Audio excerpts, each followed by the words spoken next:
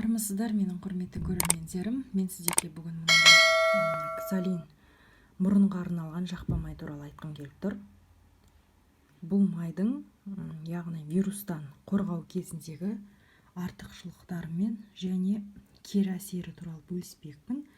Яғни ксалин майы вирустан қорғанатын ең бірінші жол.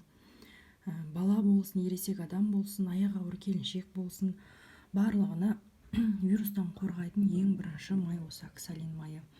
Кез келген вирусты алдын алу үшін мұрнымызға, яғни ересек адамдарға, яғни 3 жастан жоғары балаларға мұрынның ішіне дейін, яғни құлақ тазалайтын палочкамен мұрынның ішіне дейін жағып қоюға болады. Ол мұрынға біткен вирусты бірден жояды, яғни тамаққа өткізбейді.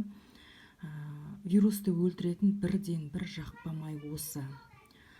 Екінші, кішкентай жаңа туылған нәрестелерге, яғни вирустан қорғану үшін мұрынның ішіне жағып қажет емес, себебі оның кері әсері болуы мүмкін.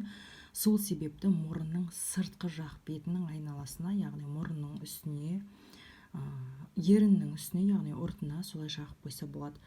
Мінекей, кез келген аптекада қолжетімді сатылады. 10 граммдық 0,25% ксалин майы мен күнделікті қолданатыным осы. Яғни осы арқылы қазіргі вирус кезінде өзімізді сақтап жүретін бірден бір жол осы.